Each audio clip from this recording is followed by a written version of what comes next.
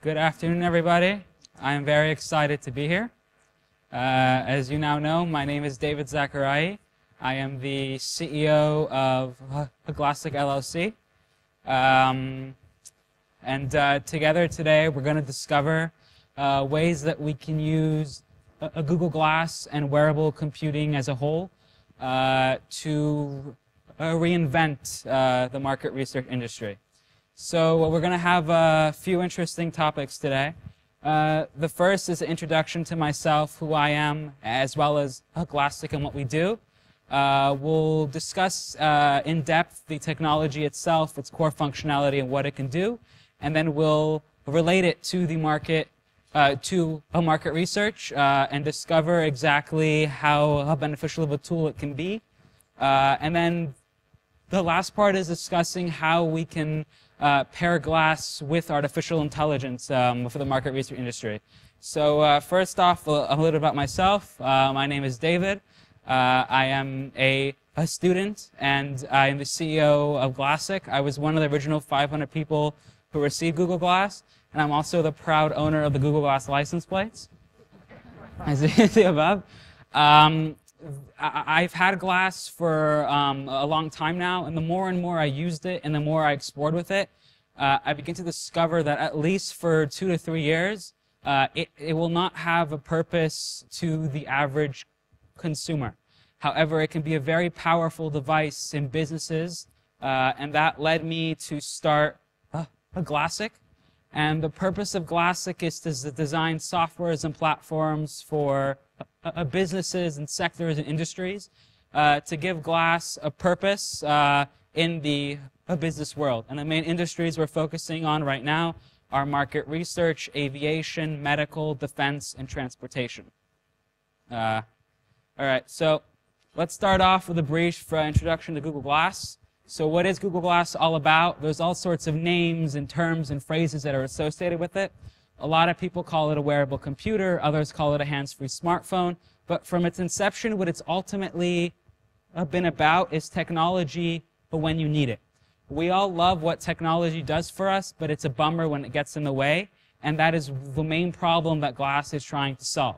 And I have to say, the experience of using it is unlike anything else, and if you haven't already come, I welcome you to come to our booth and try one of these devices on for yourself.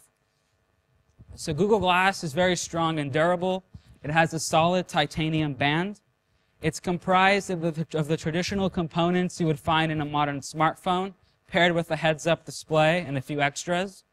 The display very simply works by reflecting an image through a glass prism.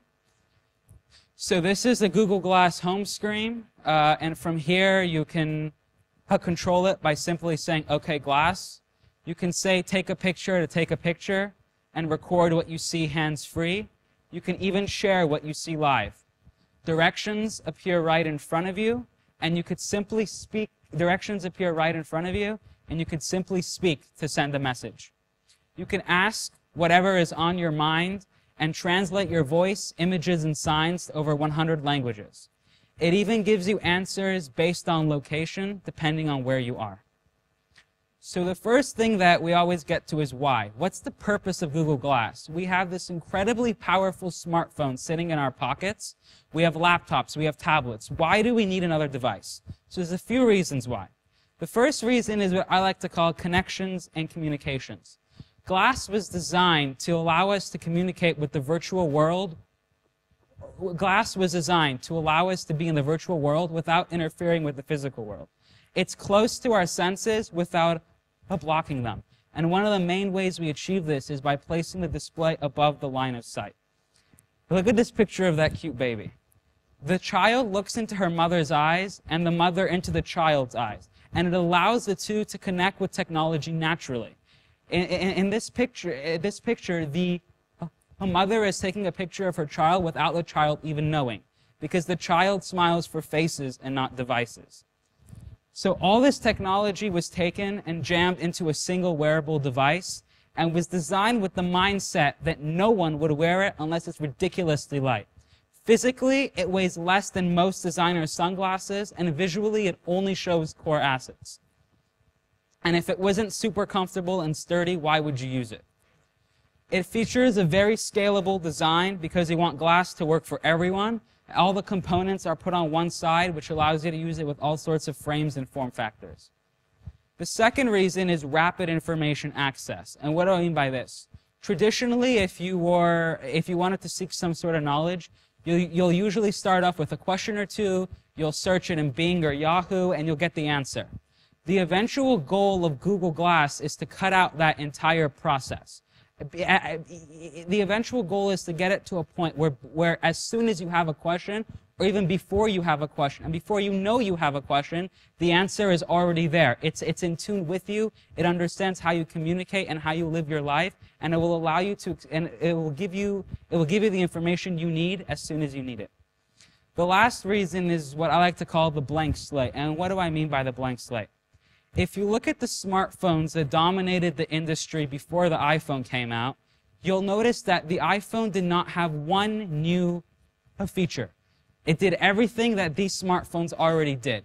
The thing that was revolutionary about the iPhone is it brought a brand new technology to the consumer world.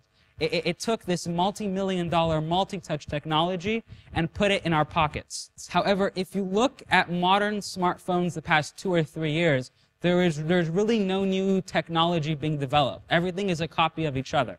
And one thing that I was noticing as I was sitting in a conference yesterday is that there's a lot of discussion that there needs to be a new leap in using mobile and market research.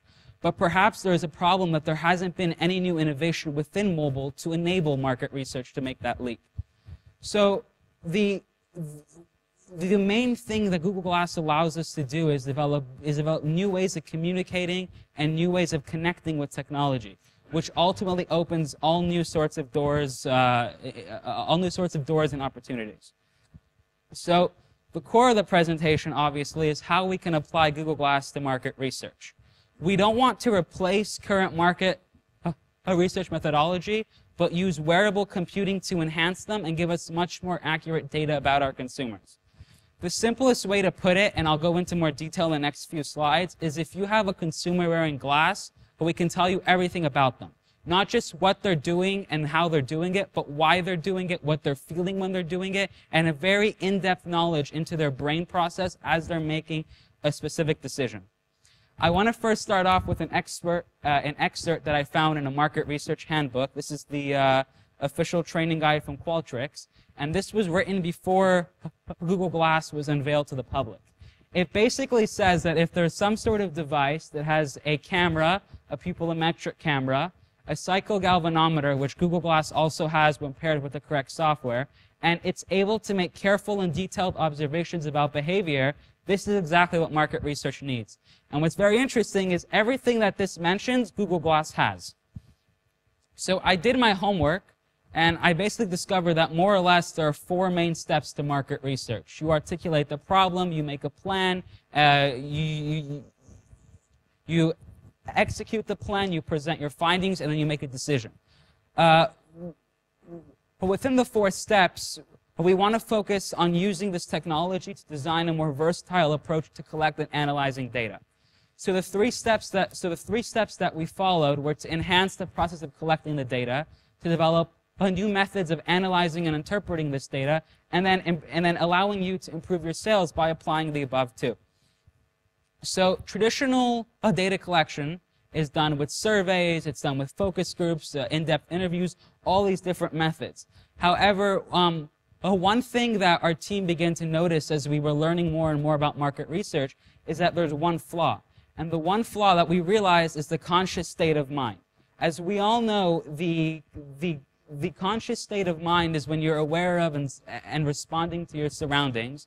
And when someone is conscious of an external factor, the behavior is not the same. We always alter something based on the fact that we know that someone's recording us or other people are looking at us.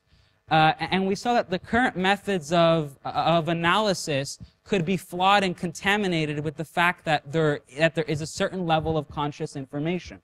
So what we decided to do is take Google Glass and create a solution that would allow us to gain data without the user being conscious of what's being recorded. All consensual, of course. So we believe there are 2 steps to this. The first is Google Glass on its own, and the second is artificial intelligence software that we can use to extract and analyze. So first, Google Glass on its own. So as you all know, we can use Google Glass to capture natural behavior that's in the moment and capture what would otherwise be missed. It's seamless, it's not in the way, and it does not distract the user. However, Google Glass, as we just discovered, is a kick-ass device, but it cannot reach its full potential in market research as just another video camera. It has a video camera, it has an eye tracker, it has a cyclogalvanometer, but there's no software, and there is no software to give the hardware a use. And there is nothing, and even if we put software behind it, there is really nothing there to give the data a purpose. So Google Glass is an excellent way to capture footage, but we have to pair it with something else. The main flaw is that the data that we can get from it alone has no meaning for analysis and things like that. But what are the steps that we need to take to implement Google Glass in market research and design the software around it? The first is we need to change the point of view from the business to the consumer. And what do I mean by that? Traditionally, market research is conducted from the point of view of the company and the product, of ways that we can improve the brand and improve the product's appeal more to the consumers. And we do things such as surveys and interviews. But with Google Glass, what we're actually able to do is literally step into the shoes of the consumer. The first way is by seeing everything that the consumer is doing, exactly at their line of sight. So everything that they see, you can see. The second step is to analyze their decisions. So, why did they take one product and then put it back in the shelf? Or why were they comparing between the two products from different brands, and they picked one brand over the other? While we could traditionally videotape this process, we don't actually know why they made the decision. So by using things such as measuring the electromagnetic waves, by doing things such as measuring the electromagnetic waves on the skin, taking video, pupil tracking, emotion data, our artificial intelligence, and using heat signature maps of the surface of the skin, which all those sensors are built into glass, we're able to use artificial intelligence to build a digital person. And it essentially, it gives us a view into exactly what the person is doing and why they're doing it. So how can we use this? There are three main places we can use this. The first is retail market research, okay, which, like I mentioned, we can analyze why a consumer picked a certain item, why they did it, why they didn't do it. And before we move on, I want to show you a quick video that we did a pilot project in a local IKEA store, and I want to show you is a video of one of the subjects recording their shopping experience with Google Glass. They did not know when it was recording, when it was taking stills, and when it was off. The only thing they knew is they're wearing this Google Glass, and they didn't even know if we're going to record at all. The device was recording in the background, and they could use it just with all the functionality that a glass can do. And the subtitles that is on the video is what the artificial intelligence software told us based on what they're doing. And I know a lot of people are going to be doubtful and say that's not true. If you want to come see me afterwards, I can show you the proof that that actually was the software with the subtitles and not us.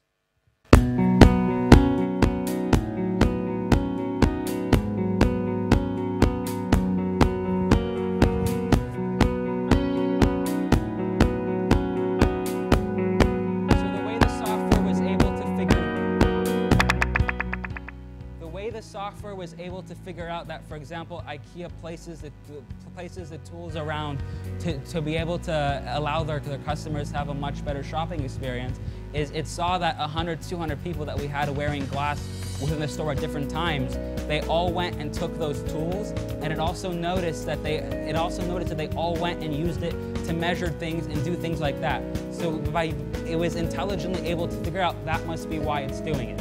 It also noticed that out of 200 possible customers, 150 of them went to more of the exhibits that would open and allow them to push it, rather than the traditional displays.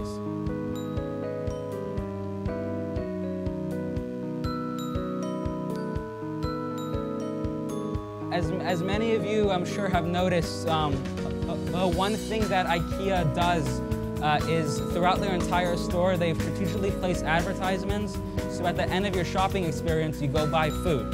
And something very interesting that we were able to do is figure out exactly which food signs attracted whose attention.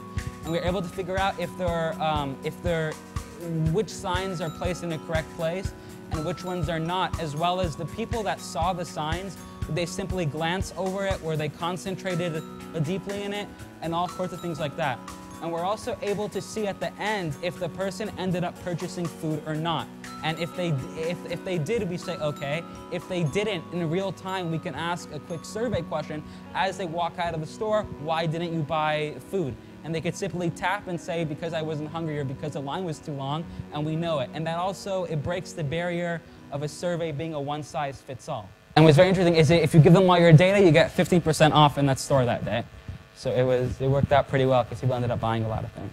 How can we use this? So we just went over a retail market research. The second is advertising effectiveness. So if we have drivers wearing it or pedestrians wearing it or also people wearing it, we can test how effective an advertisement is. So with the driving example, we can see how effective a billboard is. If the direction of the person was driving, for example, if the billboard even appeared in their line of sight, and if it did appear in the line of sight, were they interested in seeing it? Did they glance over it? Were they concentrated in it? And by using the emotion data, we can figure out how they felt about it. So if it was for a new restaurant that is opening up close by, and we know they were excited about it, that's a good thing. If we figure out that they were disgusted about it, it might be a bad thing. And as far as interactive surveys, I think this is the most exciting one. I want to use the example of if you go buy a coffee machine. Traditionally, if you buy a coffee machine, there's a postcard-sized paper in it, and on it says, after a week or two of using it, please fill this out and send it. Most of the time, as long as I'm concerned, if I even fill it out, I lie on the whole thing just to screw up the entire thing. And I'm sure a lot of people lie on it. But the other problem is it's one size fits all. It's not asking the customer questions based on why did they purchase the coffee machine or how are they using the coffee machine. So one thing that we are piloting with is if you have the consumers that are buying this machine wearing Google Glass and you place a QR code or other sort of tag on the machine, every time that the customer is interacting with your device, it'll realize it and Glass will activate. And at random times, it'll take video, it'll take data, it'll take pictures based on how the person is interacting with your device and how it's fitting their needs. And at the end of 2 weeks or 1 week, or whatever period of time you want to set, it will automatically ask them a question or two based on how they used it and report it back to you. So it's a way to actually get useful data based on how they're using it. And even if they decide that they don't want to answer the survey question, we already have all that data that they already consented to allowing us to have on how they used it. So very quickly, the second thing is to develop methods to analyze and interpret the data. And we do a variation on sentiment analysis. We call it Sentiment Analysis version 2. And it's powered by artificial intelligence and the Google Prediction API. For those of you that don't know what the Google Prediction API is, it's the little snip of code that if you receive an email, it figures out if it's spam or not. But we're able to apply this to all sorts of things to figure out if an opinion someone has is their real opinion or it's something fake they just posted on Facebook. So what is Sentiment Analysis version 2? It's basically a way to figure out how someone feels about something, and as we all know, another name for sentiment analysis is opinion mining. So what we're able to do, as I mentioned, is since we're measuring data, taking videos and pictures based on how a consumer is using your technology, interacting with your device, it allows us to have the ability to see how they're feeling towards it, when they're excited, when they're confused. Are they confused when they're assembling it? Are they excited once they finally built it? All sorts of information like that, and we're able to very accurately figure out what they're doing. So what's the difference between this as traditional sentiment analysis? The first thing is it's much more accurate than normal sentiment analysis. And the second is traditional sentiment analysis, from my understanding, is done with big data. We sort through Facebook, we sort through Twitter, we sort through all these different things. But the one problem is that, as many of us know, what we post on Twitter, we post on Facebook, only reflects a certain portion of our life. And it reflects what we want the world to think we're always doing and not what we're actually doing. So when you're doing it with video and at random intervals, you're taking pictures, video, or data, and the consumer doesn't know when you're recording it, they're acting much more naturally. While it's not a perfect solution, and of course they still might alter their behavior to a certain degree, we've seen from our pilot studies that we've done that it's about 30 to 40% more accurate market research can be conducted on what the person is doing and how they're really feeling, and it allows it allows executives to make much more informed decisions on changing pricing or changing advertising campaigns based on who they're trying to attract.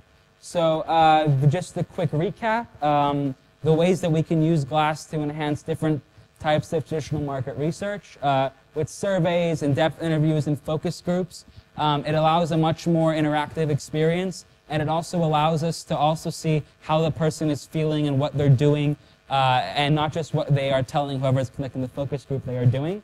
Moving on. And of course, the most important thing is to improve sales by applying the above two steps.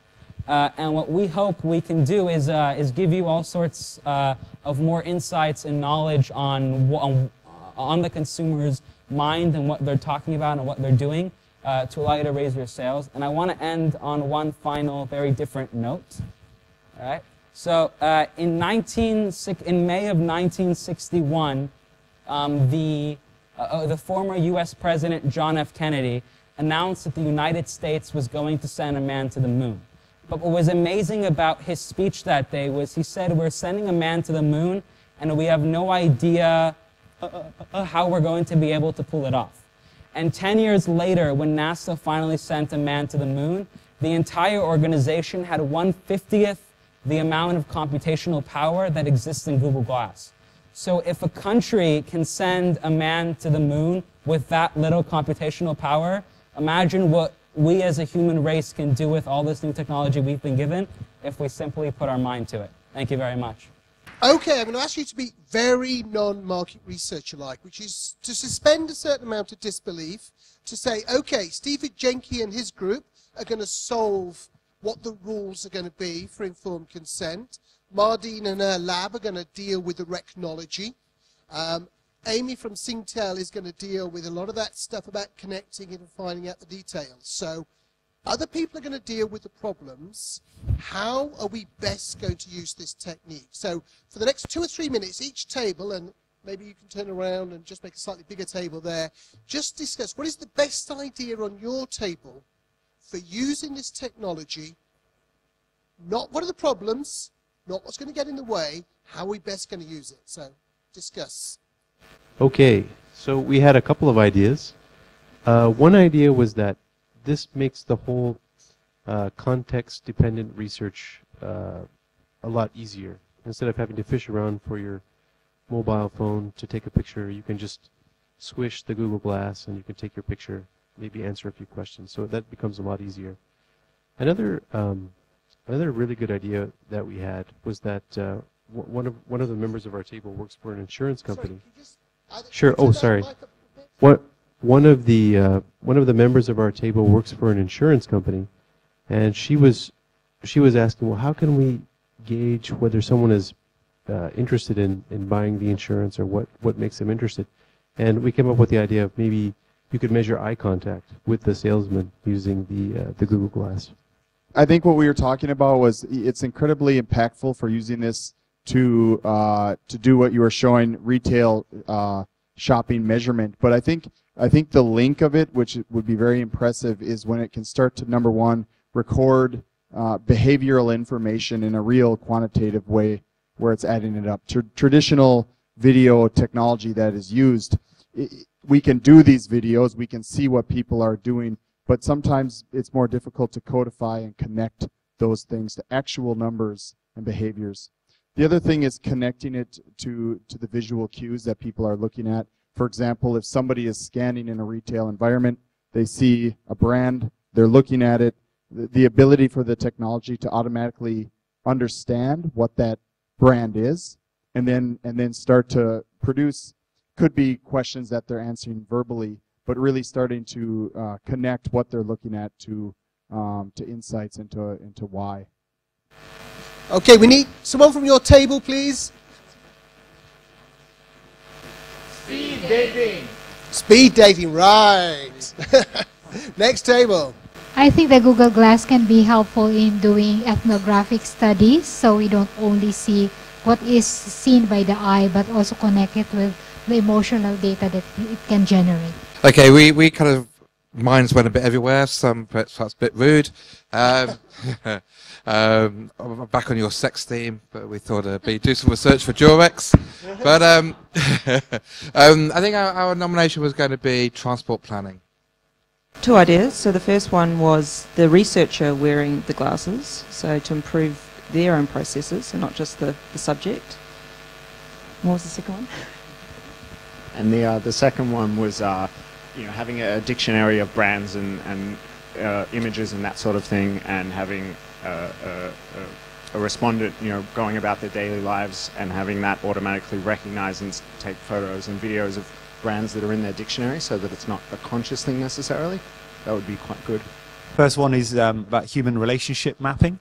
Kind of, although you obviously anonymize the data, but looking at those relationships that we have, first professional and personal, and seeing where those interactions are taking place, obviously overlaying it with geographic data, that sort of thing.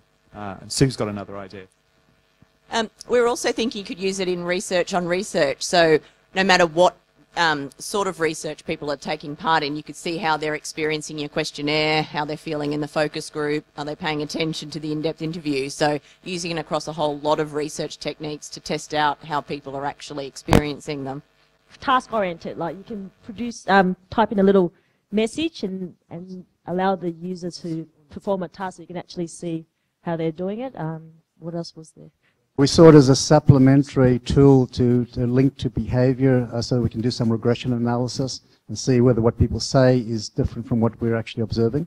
So we had an idea, I think similar to another couple of tables, trying to see if we can link the image recognition kind of idea and then be able to measure the brand communications effectiveness across pretty much any touch point. Then if you combine that with the emotional response, then that could become a pretty neat application. That was where we saw most potential.